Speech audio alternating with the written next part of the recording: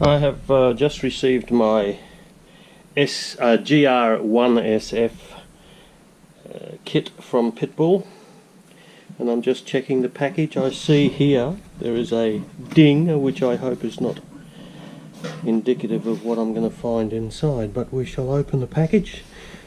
It's still intact apart from that one ding, so let's have a look. It seems like everything is intact as far as that little ding was concerned, so let's proceed. Okay, well, we've just had a little put together of all the bits and pieces to make sure they're all there, and everything does seem to be in order. I ordered a bone nut, and there is the little devil there, some Luthier's glue, and all the other bits and pieces are over here, so we're ready to go. The only one little flaw that I can see, and I don't know if it makes out on the camera, is just here. There's a slight imperfection in the timber. This is allegedly a mahogany top because they ran out of basswood. So we'll see how it turns up. I haven't decided on a colour just yet. Beautiful. Before I do much more on this guitar, I'm in the process of making a fret leveler, which is just a piece of aluminium bought from Bunnings, and I'm now carefully marking out notches and filing them down so that I get this neck completely straight before I even touch anything else on the guitar. So just two at a time I'm doing, getting myself a bit of clearance, marking it with a marker pen, and then we'll take it in to my other little workshop and we'll file it down. To make this little baby, first of all, I make a little score in the centre of those marks that I've just made.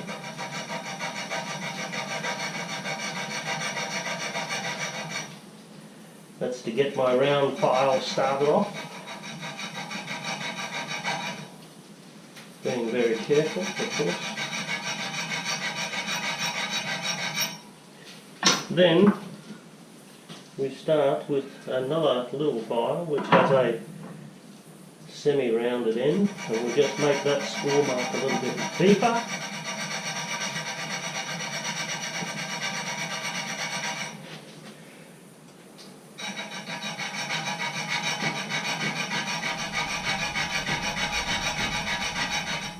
Then we get another round file which is actually off a chainsaw, or for a chainsaw.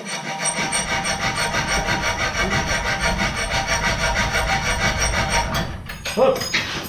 And the handle came out, of course.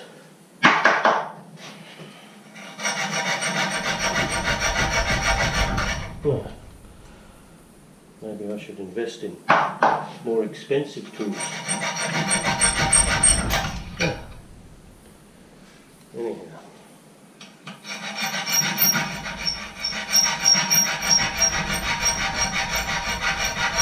About halfway down the diameter of this file would be sufficient clearance for these frets.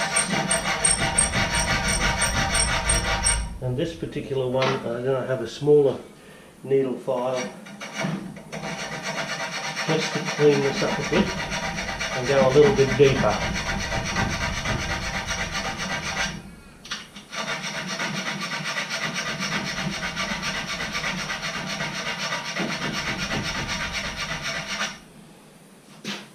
They look deep enough to me, and they're on the marks. A little bit of a clean up, just a very, very light touch to get any little burrs off. Now we'll go and see if it fits.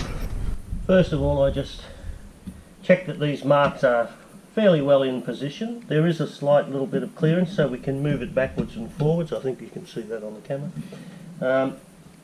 And then, of course, these ones haven't been done, so we can't do much about it yet, but I'm just checking clearance.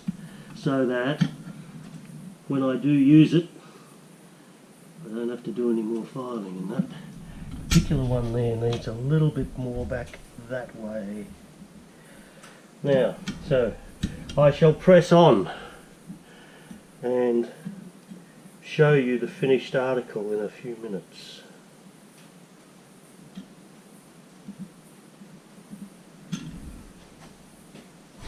Now I have my homemade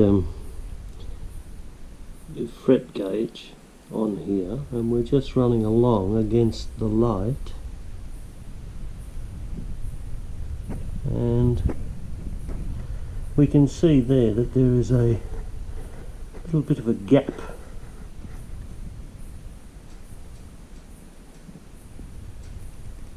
But it's only at one end, and it's not a true curve. Why is that?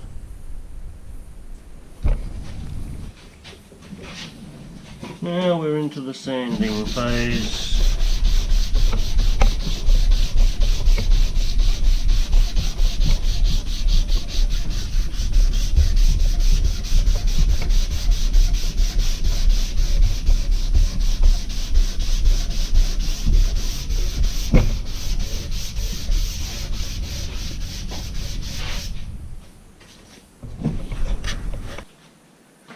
I put a coat of this grain sealer or sanding sealer on this, and you can see as I sand it gets this white powder. The idea, of course, is that having this coating, it's supposed to go into the grain and fill the tiny valleys in each section. I don't know that it's all that different. I'm using this is the roughest piece of sandpaper I would dare to use on it, which is a piece of 320, and then I'm moving on to 800, and we'll see. I'm still not sure whether I'm going to do the grain natural finish or whether to proceed with my original plan, which was to make this a white guitar, mainly because on the front there are two marks here and there's a small imperfection there, and although the grain is really nice, I think they'll show up and they probably would annoy me. So we shall see when we're finished. I'll make that final decision sometime later.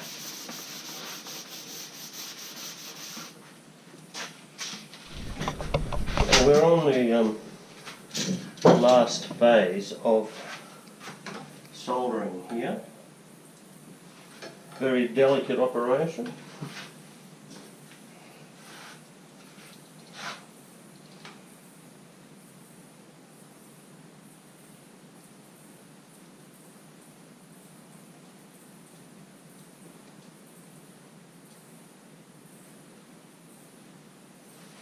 Not very pretty, but I think it might be effective, I hope.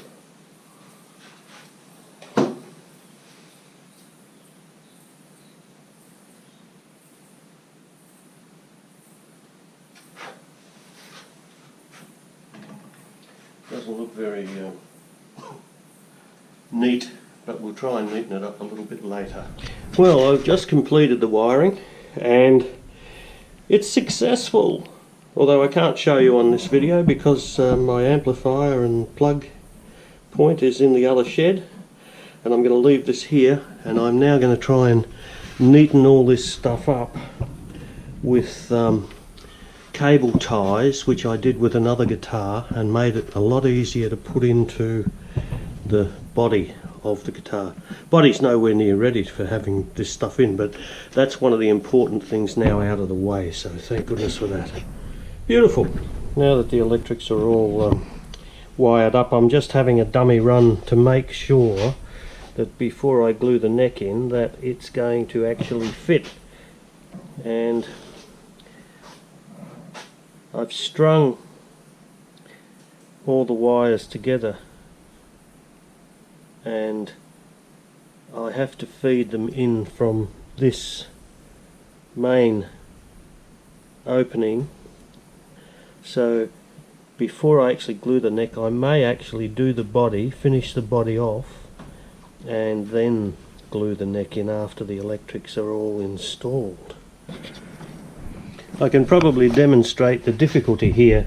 If I put the neck on, I won't have enough clearance to get this particular pickup in. What we have is this wiring loom, which I have actually put together with cable ties. I have to feed these things in with the plastic pipe, which is the recommended way of doing it. But getting all this stuff together and then feeding this one in, I wouldn't be able to do this with the neck attached. And because I've already soldered all the wires, I won't get them in. So it looks like that's the only option that I have left, is to actually finish this body, put these in situ, bring them all through, and then clamp the neck down. And I think that's going to be the easiest way of doing this. I have actually marked all these pots with a little marker pen so that I know which one is which when I go to do it again. I started putting the coating on it. I've decided on the oil finish, and I've made my own linseed oil and turpentine, very thin wash. We'll put these on, and in between these very light coats, a sand with 1200 grit, and probably later on up to 2000 grit wet and dry. Can't really see the back on. Turn it round, and that's the back of it. Well, I'm satisfied now. I've finished coating my guitar in natural finish, and I've used 100% pure linseed oil with some mineral terps, and then I finished it up with some Feast Watson buffing oil, which is really weird stuff because it dries very sticky, and then you have to buff it. I buffed it with a microfiber cloth and really had to rub it, but now I've got that nice patina on the timber, so I'm quite pleased with how that's going, and I think I can proceed to the next phase. This is the rear of it, and the neck was also done with the same method, so it seems to be pretty successful.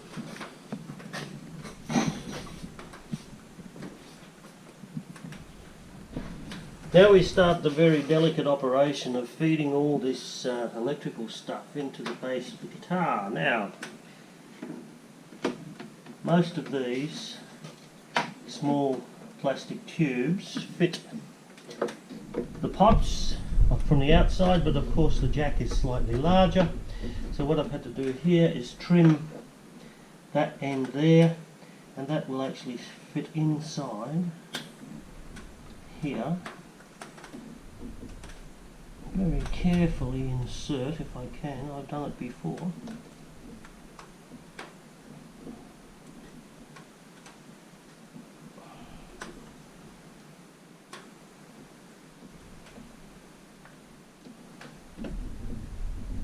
There we go.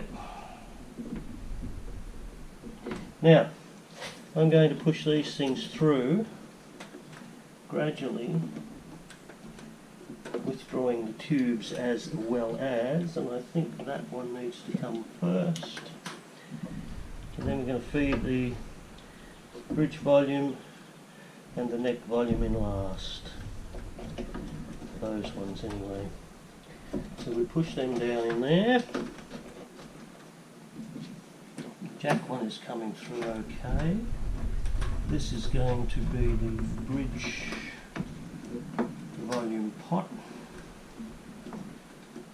And just carefully feed these things back through. Give myself a little bit more space. There we It's going that way, okay.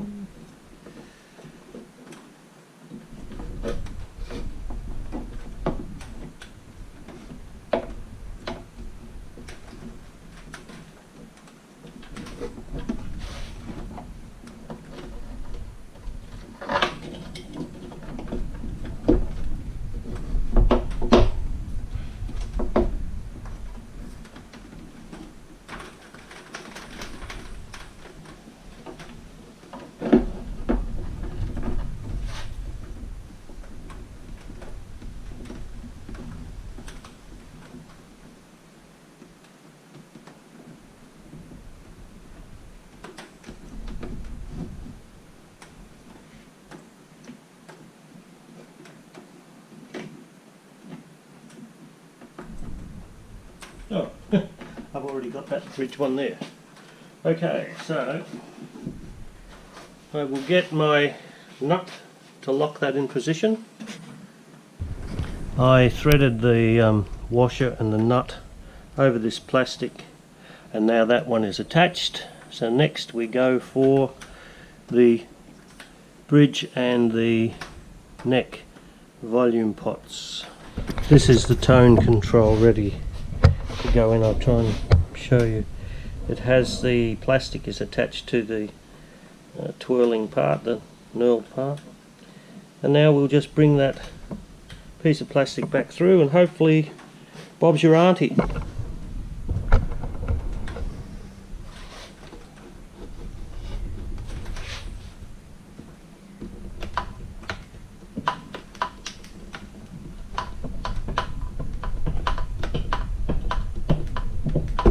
There we go, washer, and just a bit of tension on there, get the thing through.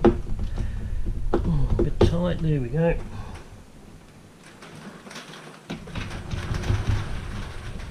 Voila! Now the only thing left is the switch,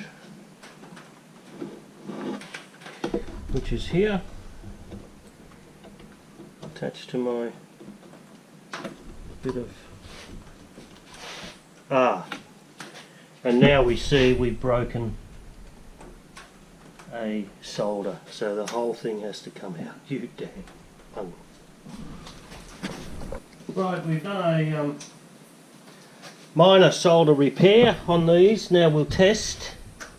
That works. That works. Go to bridge. Works. Nothing there. Neck. Beautiful. Now I've got to get that thing into that little hole there and the switch in without ruining my new welds, solders. Okay, let's try it.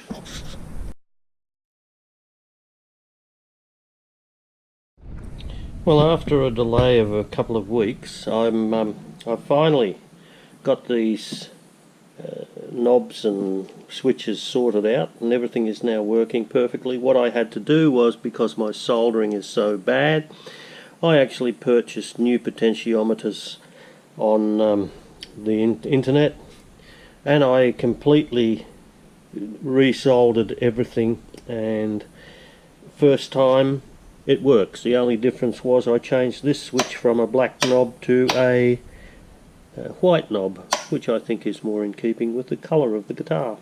So we shall proceed with the next phase, which is now putting on the neck, and everything will stay in position here as it is, and we shall see what happens. Well, I've taken the plunge and I've now glued the neck in. So now we'll walk away from this machine for a few days while the neck sets, and then we'll proceed.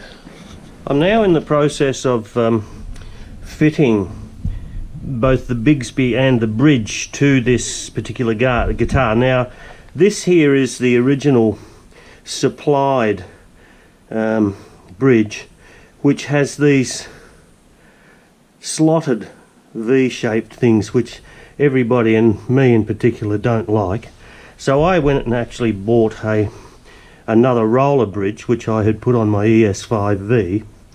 But the problem with this is these pegs, which fit the standard bridge supplied are slightly wobbly compared to this one. Now, short of filling that hole in and re-drilling, I will actually attempt to wrap some tape around there just to steady this thing up, so that I can then fit it in there. My ground wire is here, earth wire, and so this theoretically should fit straight into this, and then I can line my Bigsby up.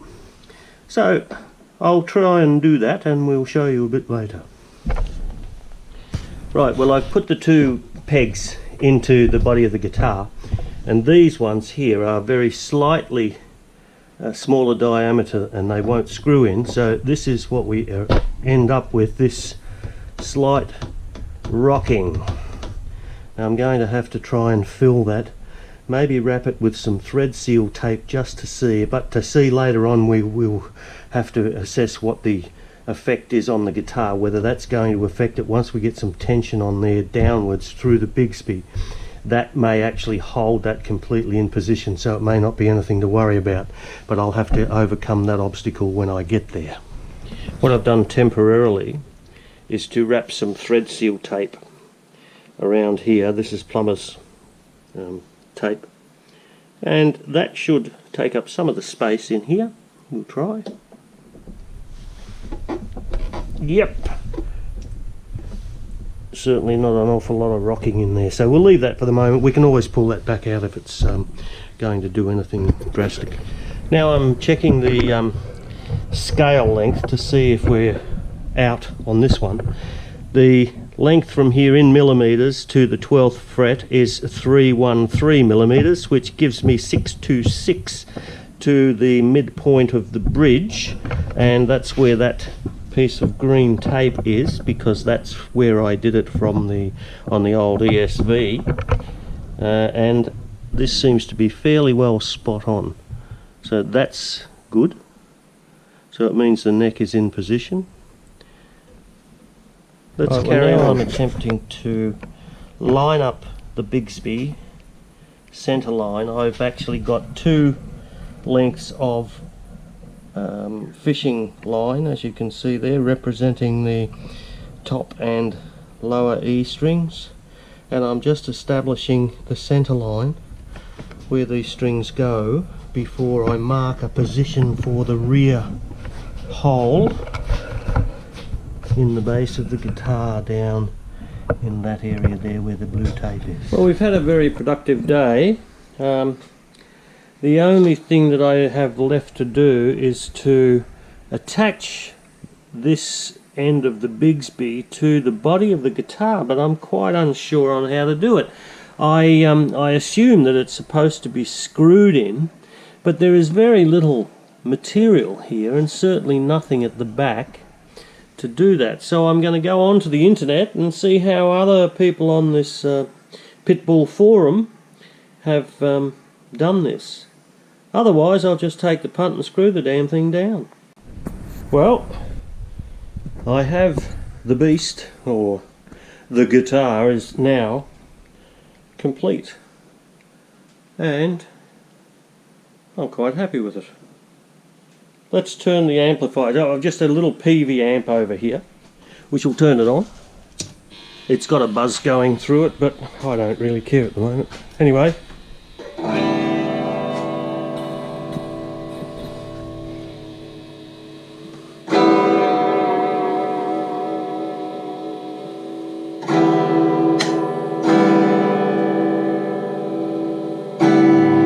Tone control, both humbuckers on, chain that up to there, neck, bridge, very nice.